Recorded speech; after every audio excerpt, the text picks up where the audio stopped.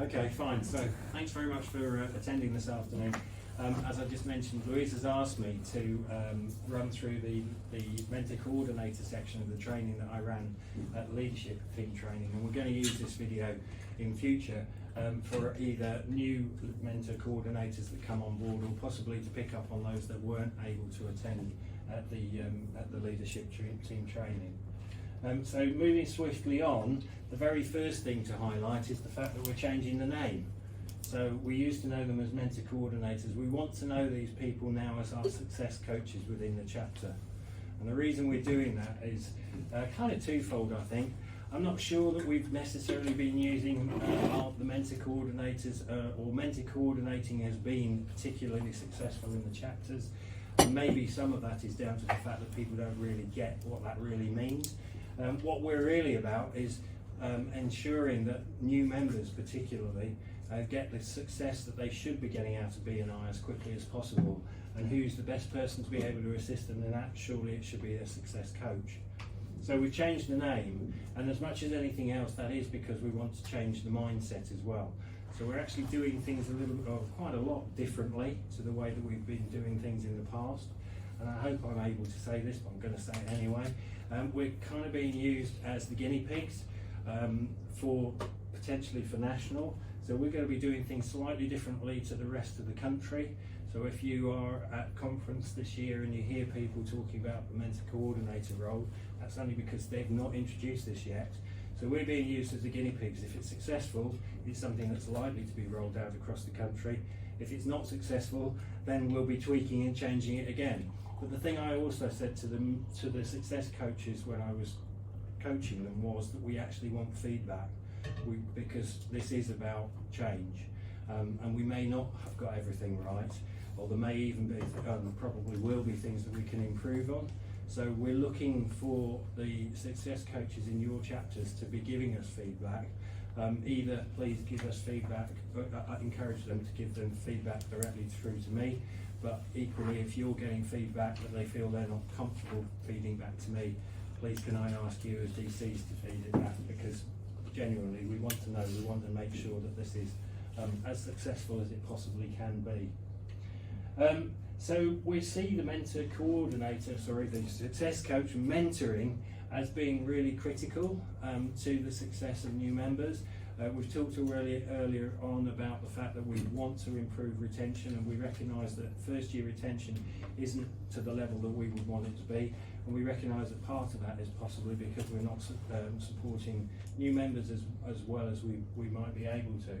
So we recognise that this mentoring role is actually really important, but it perhaps hasn't been done as well as it might have been in the past, and we're trying to do something about that. Why has it gone wrong in the past? I think there's a number of reasons.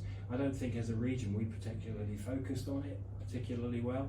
There have been some changes recently which I don't think courtesy possibly is some of it because of the changes, but also because it came in and around the same sort of time as COVID hit, so we went to online meetings as opposed to face-to-face meetings.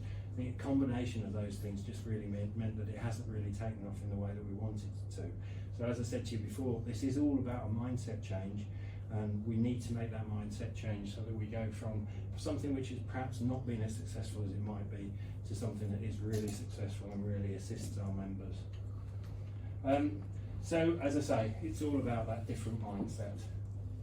So we need to set expectations from the start. So, and this is again one of those places where I've said before about how everything should sort of integrate and there should be some overlocking going on, as it were, the cogs. We recognise already that now within the new member process we have an interview which goes on with new members. We want that to be part of the strategy and the activity plan, which then goes on once the member has been accepted into a chapter, that is then continued by the success coach, so that it's just kind of seamless, but it's also a situation where we're not potentially asking the same questions over and over again, because we are going to use the documentation that we've got from the start. And Louise is just pointing out that you've got copies of those in front of you, so that this is a seamless process. I've kind of likened it to the good old HR department, so most of you probably in this room are old enough to remember HR departments as they used to be, but you know, in my case, an HR department quite often was an office and there was a whole load of filing cabinets behind them, and they were sort of A to Z as it were, and somewhere if you went to the S you'd find Sanders, K, and probably it'd be quite a big file actually, you know, for all the things I'd done wrong, but you know, there was a file there and it basically held all the information on that particular individual. And where we see this going is that as a member joins the chapter, the very first form that we're going to help them or fill in or help them to fill in together is that interview process. So we get some understanding of what they expect to get from being a member of BNI, whether they've set goals, and if so, what sort of goals have they set, how they think they can assist the chapter and how the chapter can assist them. And that's the first sort of document, as it were, which would go into their file. But it would then be taken on by the success coach, and they would have access to that and they would see that, so that, as I say, instead of them having to ask the same questions again, they've already got some sort of heads up, as it were, from that form, and almost certainly from a bit of liaison with the committee to sort of understand where this member is as they come into BNI. Are they dead switched on and quite clear about their goals, and those goals are quite attainable, or do they need some assistance in sort of really understanding how BNI can really help them, and some assistance on setting those goals and getting that process in place? So that we want this to be very much around creating a strategy and an activity plan for the new member. So the passport to success, something that we've all come across and has been used in some cases and in some chapters a lot and well, and in other chapters not a lot and therefore not so well. And we feel that there are things that are good within the passport to success, but maybe in other ways it's something that we don't necessarily need to use this in entirety. So what we are going to do is we're going to use it, as I say, as an engagement, or as it says up there, as an engagement tool, not so much as a training tool. So we feel that the idea of getting a new member to have one-to-ones with the key people within the chapter and the key people that can help them within the chapter is a good one and should be kept. But we don't necessarily see that we need to sort of go through a passport and get each member to sign off on it. However, having said that, the success coach does need to monitor to make sure that those one-to-ones are happening, and if they're not happening, to G up the individual who's not contacting the new member to make it happen. So we're going to continue to use the concept and the ideas and some of the paperwork, if you like, the forms behind the passport in that way, but we're not going to use it in quite the same way as the training tool that it was originally envisaged to be used as. So as I say, we're using that as a tool, we're using the passport to success as a tool as part of the process, as opposed to it being effectively the whole process. And of course the key to this will be that the mentor coordinator, the success coach, does make sure that they have regular check-ins with those people, with their people. So what we're going to do from the start is we're going to ask the success coach to be the first person to sit down with a new member. So those of you that have been in BNI for a while will remember that we used to do a new member orientation directly after their first meeting, and it used to be the president's role to sit down with them and have that new member orientation. Over time that's disappeared, and effectively what we want to do is to bring in something similar to that, but instead of it being down to the president to do that, it would be down to the success coach to sit down with that member. And there's yet another form which you've got there, which is the form that they would use on that occasion, just to go through with them and start to establish the things that the goals, for example, that they're setting, the people that they would need to should have those one-to-ones with, any other strategic partnerships which would therefore be useful to them within the chapter where they might want to have one-to-ones, and a whole list of other areas. As you can see, I think the form is fairly self-explanatory, as it were. If anyone has got any questions, feel free to shout out and I'll do my best to answer them. But the key to this is the second form. If you see how it's going, that they would need to that they would be completing or will be completed with alongside the success coach, which enables us now to start to build a bigger picture of the member, and also some clarity to make sure that the member knows exactly where they need to go to get information, etc., etc. And also, if there are areas where they will need assistance with development, we're starting to build that up. Does that all make sense so far? Yeah. Excellent. Good. So yeah, so it talks about the process, and I've covered quite a lot of this already. So you've got on the application, we've got the interview with the committee. After the acceptance, we have that new member orientation, which I've just talked about. In that, obviously, there should be some goal setting and strategic one-to-ones, but the point I was making before is, if during the interview it is clear that the person has got goals and those goals are reasonable, then we don't want to be in a situation where we're asking them the same thing again. We've already got access to that form, so the success coach can say something along the lines of, "I see you've set these goals. You know, what assistance can I give you towards attaining those goals?" Or, "I noticed that you hadn't, when we interviewed you to become part of this chapter, really given any thought to your goals. Have you given any more thought? If so, what are they? If not, how can we help you to start to set those goals?" The sooner, as we all know, that they've got some clarity around the goals that they want to achieve, the quicker we can help them on their way to achieving those goals. So that's then obviously they would go off and they start to have their one-to-ones as per the Passport to Success. And I'm going to come back to that in a minute, because I'll explain how the success coaches will help and monitor that progress. But then there is also a 4-month check-in, and the 4-month check-in has now moved away from the committee and to the success coach. So the success coach sort of hangs on to that member right the way through to the completion of the 4-month check-in. So the thinking behind that is they will have been the person that's had the closest contact with the new member. They're probably the person that's formed that strongest relationship with them. They're the person that's been helping them and guiding them and ensuring that they've had those one-to-ones through that period, and certainly by the time they've got to 4 months, they should have completed all of those one-to-ones and probably had 1 or 2 other one-to-ones with key other members of the chapter that may be able to help them. So then we want the success coach to be the person that carries out the 4-month check-in. And again, you've got the form which we put together, which will help the success coach to make sure that they're asking the right questions and establishing the right areas. So what we want to know by then is, and be assured that the member is well and truly settled into the chapter, that they've totally got a grasp of the benefits of being part of BNI and how it can help them. They should be well on their way to their goals. If they've got any concerns, now is the time to tell us those goals.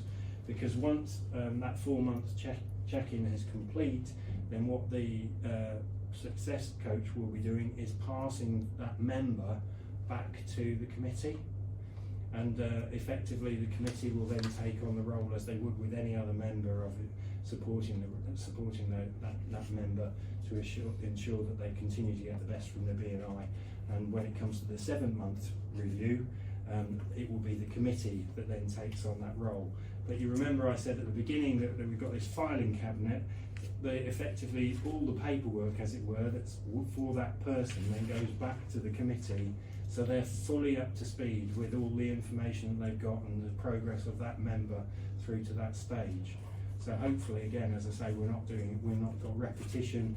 It shouldn't be anything that comes as any great surprise. If the success coach has some concerns with regard to a member or some areas where he recognises that member really needs assistance, then he can highlight that to the committee.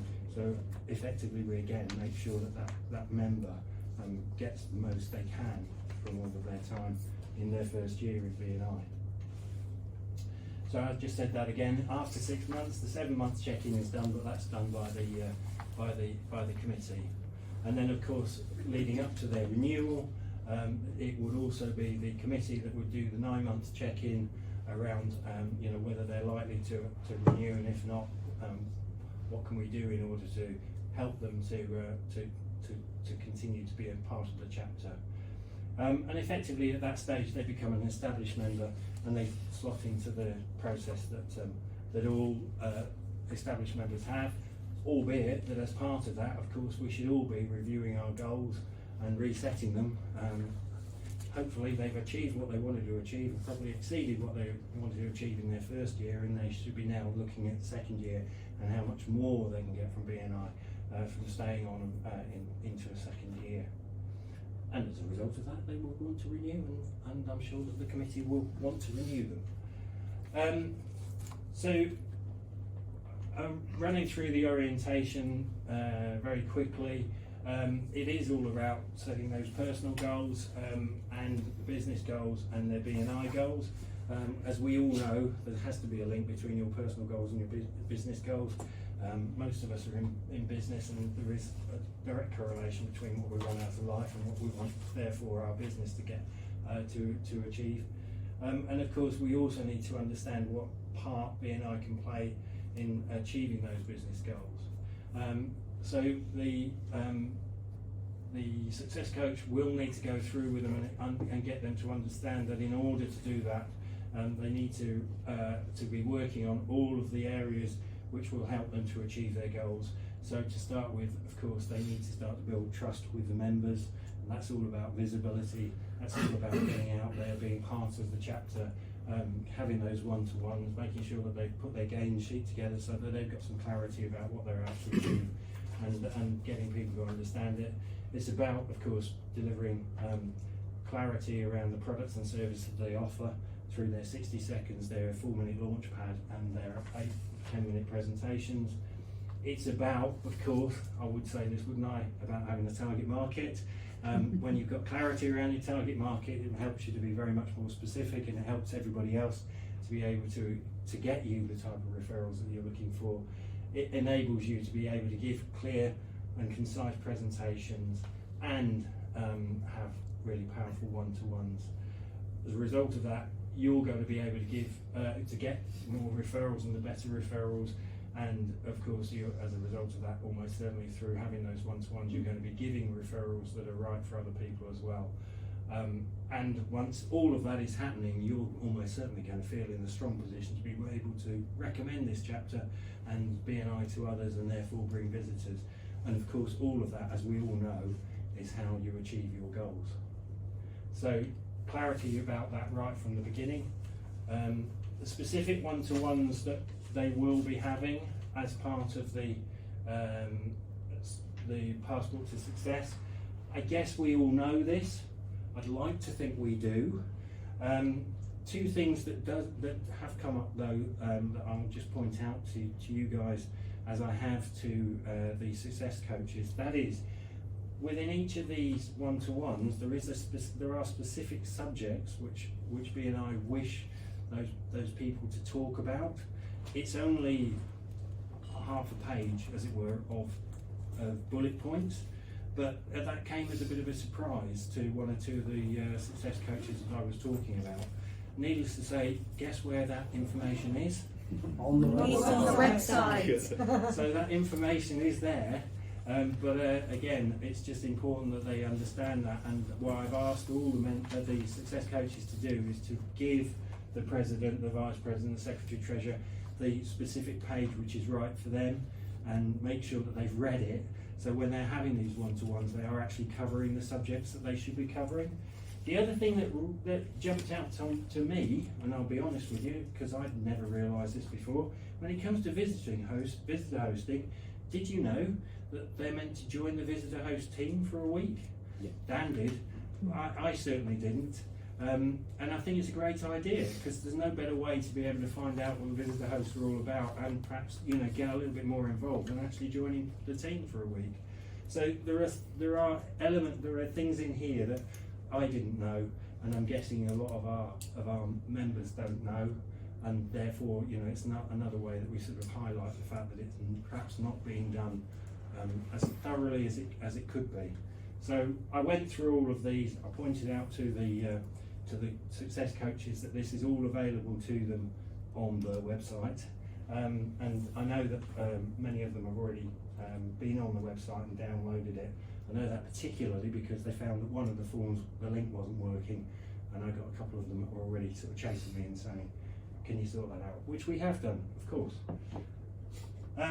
So how do the one-to-ones work? There's the other point that I was making to the success coaches, and that is this should be a relatively small proportion of that one-to-one time should be about the B&I information, and the rest of it should be about relationship building. So it should be about each other's businesses and getting to know each other, etc., etc. I had one or two people who were saying, our president at the moment, for example, is really, really busy, and I think pinning them down and getting them to spend an hour with each new member as they come through might be really difficult. In which case I said, if they really can't do the relationship bit, can we just ask them if they'll spend 10 or 15 minutes with the member and just go through the B&I section, and then find a convenient time after that to do the bit which is actually most important to them, which is about the building relationship. And I'd say the same to you. If you get anyone that's sort of throwing out that objection that I just haven't got the time, ask them to do the 10-15 minute bit, which is important to the new member so they understand how this works. But then at some stage, please come back to them and do the full one-to-one, because that's how they're going to benefit too. I've mentioned this already, I've covered it up, but I said to you before, in each case there is actually a section which actually explains to the, say, president or the vice president or the secretary, treasurer, etc., etc., the areas that they should be covering. So that's there deliberately so that we get consistency and so that everybody understands exactly the same things.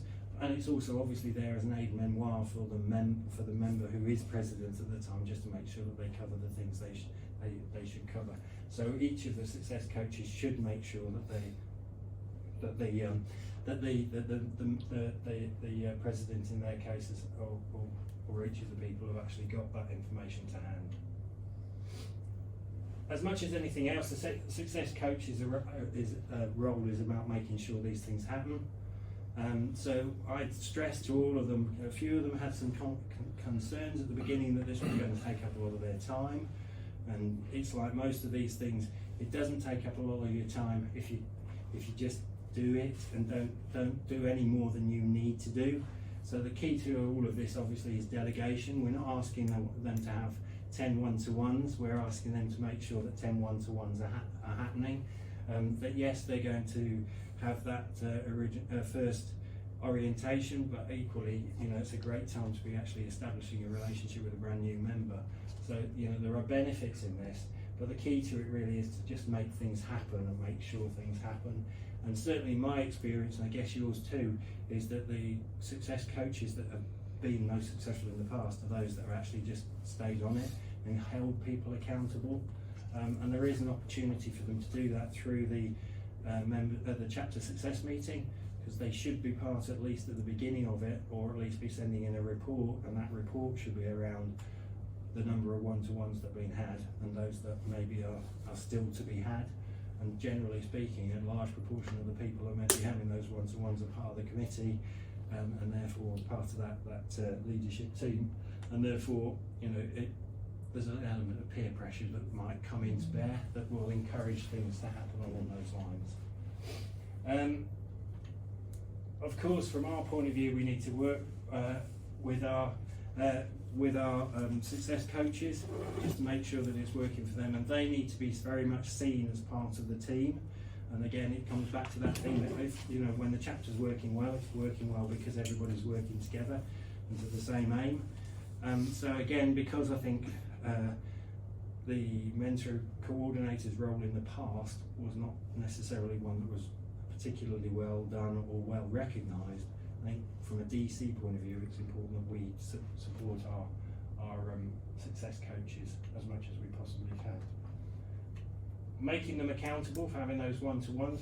They've been given this spreadsheet. I think many of you will have seen this spreadsheet before. Again, quite a few of the success coaches were surprised they hadn't seen this in action. When it's used and used well, it's a really effective tool. It's very easy to fill in.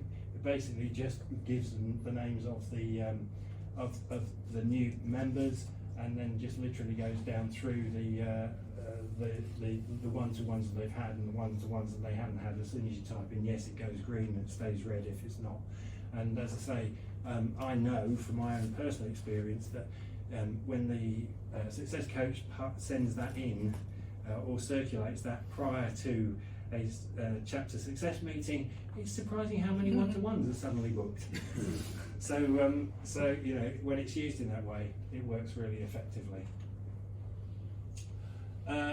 Activity expectations, well, it's all obviously about trying to help people to get into the green as fast as possible, and we do genuinely believe that this will help.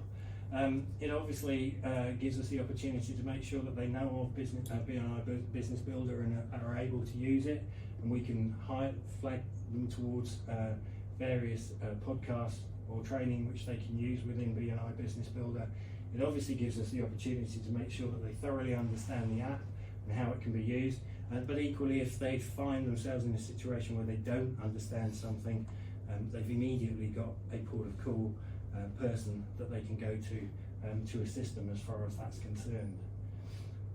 That's kind of it. I think the only other thing that I wanted to just say particularly, and that is, because this is new, what I'm also, be honest with you, I haven't done it yet, but I intend to set up a WhatsApp group for the success coaches so that they can all share best practice. I said to you before that we are pioneering this, and therefore we want feedback, we want to know what's going well and what's not going so well. I want to support the success coaches in their endeavours, so I'm going to put together a WhatsApp group which basically just be there for them to be able to ask any questions that they might want to ask in a, if you like, safe space, for them to be able to share successes, to be able to share frustration if there is some, and maybe learn from others. And equally, as I said before, if there are things which they feel could be improved, it will be the avenue through which those improvements will be made.